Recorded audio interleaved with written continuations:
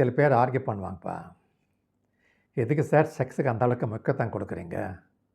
நாங்கள் கல்யாணம் பண்ணி சந்தோஷமாக இருக்கோம், ஏன் செக்ஸ் இல்லாமல் வாழ்க்கை நடத்த முடியாதா? எங்கள் திருமண வாழ்க்கை நல்லா இருக்காதா அப்படின்ட்டு. செக்ஸ் இல்லைன்னா கூட திருமண வாழ்க்கை நல்லா தான் இருக்கும், நான் அது இல்லைன்னு சொல்லலை. ஆனால் எதுனால நீங்கள் செக்ஸ் வேணான்னு சொல்கிறீங்க, அது பொறுத்து தான் இருக்குது அது நல்லதா கெட்டதான்றது. இப்போ நீங்களா தனிப்பட்ட முறையில் விருப்பப்பட்டு எனக்கு வேணான்னு சொன்னால் அது வேறு விஷயம்.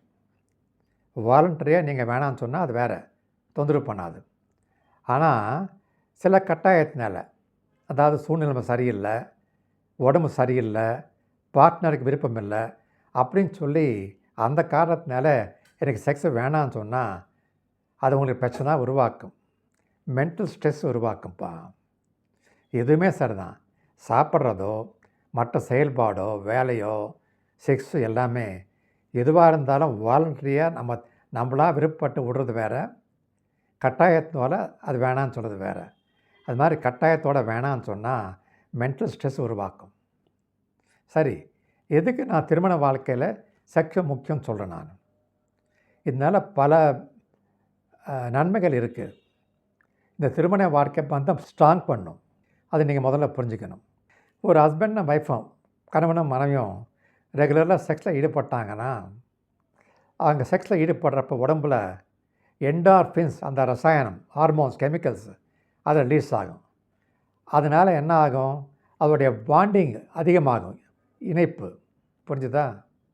ரெண்டாவது பொதுவாக எந்த விதமான திருமணமாக இருந்தாலும் சரி தான், அது லவ் மேரேஜாக இருக்கட்டும் அல்லது பெரியவங்க பார்த்து வச்சு அரேஞ்ச் மேரேஜாக இருக்கட்டும், ரெண்டு வெவ்வேறு மனிதர்கள் இல்லையா, அவங்க எதிர்பார்ப்புகள் வெவ்வேறு இருக்கு இல்லையா, ஆர்குமெண்ட் வரதான் செய்யும், டிஸ்அக்ரிமெண்ட்ஸும் வரும். ஆனால் செக்ஸ் வாழ்க்கை திறமாக இருந்து ரெண்டு பேரும் சந்தோஷமாக இருந்தாங்கன்னா இந்த டிஸ்அக்ரிமெண்ட்ஸுக்கு சீக்கிரமாக அக்ரிமெண்ட் வர்றதுக்கு வாய்ப்பு இருக்குது. சமாதானம் கண்டுபிடிச்சி ஈஸியாக அட்ஜஸ்ட் பண்ணிக்குவாங்க, ஒருத்தருக்கு ஒருத்தர் சமாதானப்படுத்திக்குவாங்க, பிரச்சனை எல்லாம் போகும். இது செக்ஸ் வாழ்க்கை சுமூகமாக இருந்தால் ஈஸியாக நடக்கும், செக்ஸ் வாழ்க்கை சுமூகமாக இல்லைன்னா அந்த அளவுக்கு ஈஸியாக நடக்காது. அதுக்கு பிறகு இன்னொன்று சொல்கிறேன், இன்டர்பர்சனல் கம்யூனிகேஷன் சொல்கிறோம். அதாவது ரெண்டு பேர் நடுப்பில் இருக்கக்கூடிய கம்யூனிகேஷன், அவங்க பேசிக்கிறது, அவங்க பாவங்களை எடுத்து சொல்கிறது, அது மற்றவங்க புரிஞ்சுக்கிறது, கம்யூனிகேஷன். இது செக்ஸ் வாழ்க்கை நல்லபடியாக இருந்தால் தான் இது சுமூகமாக இருக்கும். ஏன்னா அப்போ தான் ஒரு நம்பிக்கை இருக்கும், ஒரு கம்ஃபர்ட் லெவல் வரும். செக்ஸ் வாழ்க்கை சுமூகமாக இருந்தால் மனசை விட்டு பேசுவாங்க, அவங்க என்ன எதிர்பார்க்குறான்னு பார்ட்னர் எடுத்து சொல்லுவாங்க, பார்ட்னர் என்ன எதிர்பார்க்குறான், அவங்களுக்கு என்ன பிரச்சனைன்னு சொல்லி இவங்க புரிஞ்சுக்குவாங்க. அப்போ தான் அந்த ரிலேஷன்ஷிப் பந்தம் அதிகமாகும் நல்லபடியாக. ஸோ இன்டர்பர்சனல் கம்யூனிகேஷன் நல்லபடியாக இருக்கும். அதுக்கு மட்டும் இல்லாமல் செக்ஸ் ஒரு ஒர்க் அவுட்டுப்பா. எக்ஸசைஸ் பண்ணுறோம் இல்லையா, ஜிம்முக்கு வாக்கிங் பண்ணு, ஒர்க் அவுட்டுன்னு சொல்கிறோம் இல்லையா, உடற்பயிற்சி. ஏன்னா செக்ஸில் ஈடுபடுறப்போ நம்ம உடம்புல இருக்கிற மசில் சதையெல்லாம் வேலை செய்யுது. ஆகையினால அந்த உடம்பு மசில் ஸ்ட்ரெங்தன் ஆகும். முக்கியமாக என்ன ஸ்ட்ரெங்தன் ஆகும், அடிவயறு, முதுகு, பெல்விக் ரீஜன் சொல்லுவோம், லோ பேக்குன்னு சொல்லுவோம், அடிமுதுகு, அது ஸ்ட்ரெங்தன் ஆகும் உங்களுக்கு. அது புரிஞ்சுதா? அது மட்டும் இல்லாமல் ஒரு மனிதன் செக்ஸில் ஈடுபட்டாங்கன்னா ஒரு ஜோடி கிட்டத்தட்ட 200 கேலரி ஸ்பெண்ட் பண்ணுறோம். புரிஞ்சுதா? ஒரு ட்ரெட்மில்லில் 30 நிமிஷம் நம்ம நடந்தோம்னா, இல்லை ஒரு பார்க்கில் 30 நிமிஷம் நடந்தோம்னா, இதே 200 கேலரி தான் நம்ம ஸ்பெண்ட் பண்ணுறோம். ஸோ அதனால் அது ஒர்க் அவுட் மாதிரி பெனிஃபிஷியலாக இருக்கும். அது மட்டும் இல்லை, ரெகுலர் செக்ஸ் இருந்தால் செல்ஃப் எஸ்டீம் நல்லா இருக்கும். செல்ஃப் எஸ்டீம்னு என்ன, ஒரு சுயமரியாதை, அதாவது ஒரு ஃபீல் குட் ஃபேக்டர்னு சொல்கிறோம் இல்லையா, நமக்கு நாம் நல்லா ஃபீல் பண்ணுறோம், ஆஹா நல்லபடியாக இருக்குன்ட்டு. என்றைக்கு ஃபீல் குட் ஃபேக்டர் இருக்கோ, நல்லபடியாக ஃபீல் பண்ணுறோமோ, நம்ம மனசு நல்லபடியாக இருக்கும், சந்தோஷமாக இருக்க முடியும்.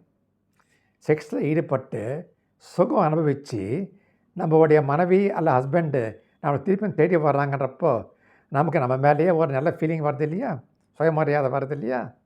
ஸோ அந்த செல்ஃப் எஸ்டீம் இம்ப்ரூவ் ஆகிறப்போ என்ன ஆகும், ரிலேஷன்ஷிப்பும் நல்லபடியாக இம்ப்ரூவ் ஆகும். அது முக்கியம்.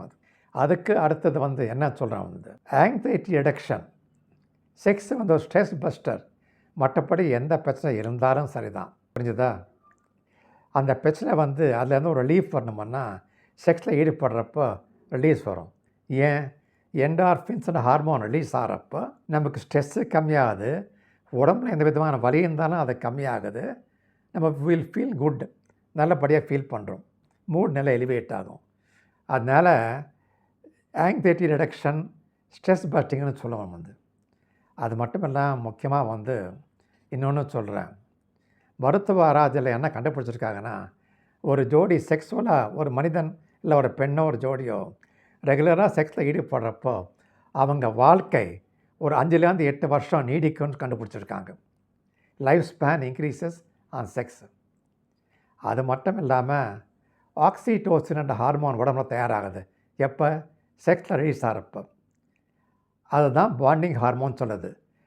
என்டார்ஃபினும் ஆக்சிடோசின் ஹார்மோன்ஸ் ரெண்டும் ஒன்றா சேர்ந்தால் அந்த பாண்டிங் இணைப்பு ரொம்ப அதிகமாக இருக்கும். அந்த ஜோடிக்கு ரொம்ப நல்லா ஒத்துமையாக இருந்து எந்த விதமான கஷ்டம் வந்தாலும் சரிதான், வாழ்க்கையில் பிரச்சனை வந்தாலும் சரிதான், 2 பேரும் ஒன்றா சேர்ந்து அந்த பிரச்சனையை தாண்டி வர்றதுக்கு முயற்சி எடுத்து சந்தோஷமாக வாழ்க்கை நடத்துவாங்க. ரெகுலராக செக்ஸில் ஈடுபடுறப்ப என்ன ஆகும்? முக்கியமாக வேலை செய்யக்கூடிய உடம்பு பகுதி என்ன? அப்டமன் வயிறு, பெல்விஸ் அடிமுதுகு, இது 2மே தான் ஆக்டிவேட் ஆகும். அப்போ என்ன ஆகும்? அந்த அந்த பகுதி ஸ்ட்ரெங்தன் ஆகும். என்னைக்கு பெல்விக் மசில்ஸ், நாங்கள் ஆங்கிலத்தில் இந்த இடத்த பேர் பெல்விஸ்ன்னு சொல்லுவோம். இந்த அடிமுதுகு வயிறு ஸ்ட்ரெங்த் ஆகிறப்ப அந்த உங்களுக்கு யூரினரி இன்கான்டினன்ஸ் இல்லாமல் போயிடும். அதாவது சில பேருக்கு யூரின் வர ஃபீலிங் வந்த உடனே பாத்ரூமுக்கு ஓடணும். அப்படி இல்லைன்னா யூரின் உடனே கழிச்சிடுவாங்க, துணியிலேயே போயிடும், பாத்ரூம் போகிறது முந்தையே வயலையே வந்துடும். அதுக்கு தான் இன்கான்டினன்ஸ்னு பேர். கண்ட்ரோல் இல்லாமல் போகிறது. நம்ம யூரின் கழிக்கிறதுக்கு நம்ம கண்ட்ரோல் இல்லாமல் போகிறது தான். புரிஞ்சுதா? இந்த எப்போ நம்ம அடிமுதுகு நம்ம அப்டமன் வயிறுடைய மசில் ஸ்ட்ரெங்த் ஆகுதோ அப்போ அந்த இன்கான்டினன்ஸ் இல்லாமல் நம்ம யூரின் வர மாதிரி இருந்தாலும் கண்ட்ரோல் பண்ண முடியும். புரிஞ்சுக்கோங்க. ஸோ எல்லா விதமாக எந்த விதமாக பார்த்தீங்கன்னாலும் செக்ஸோடைய முக்கியத்துவம் திருமண வாழ்க்கையில் அதிகமாக இருக்குது. ஆகையினால தான் திருமண வாழ்க்கையில் செக்ஸை முக்கியம்னு நான் சொல்கிறது. நீங்கள் வாலண்டரியாக எங்களுக்கு தேவையில்லைன்னு நினச்சா அது வேறு விஷயம். ஆனால் ஒரு கட்டாயத்தினால வேணும்னு நினச்சா அது உங்களுக்கு மனப்பிரச்சனை அதிகப்படுத்தும், ஸ்ட்ரெஸ் இன்க்ரீஸ் பண்ணும், ஆங்ஸைட்டி இன்க்ரீஸ் பண்ணும். அதை புரிஞ்சுக்க.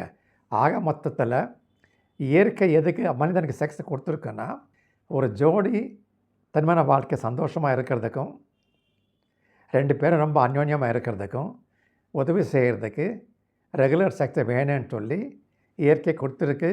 மருத்துவ ஆராய்ச்சியும் அதுதான் கண்டுபிடிச்சிருக்காங்க. அதனால் நீங்கள் டிசைட் பண்ணிக்கோங்க, உங்கள் திருமண வாழ்க்கை நல்லபடியாக இருக்கணுமா இல்லை செக்ஸ் இல்லாமல் கஷ்டத்தோடு இருக்கணுமான்றதை நீங்கள் டிசைட் பண்ணிக்கோங்க.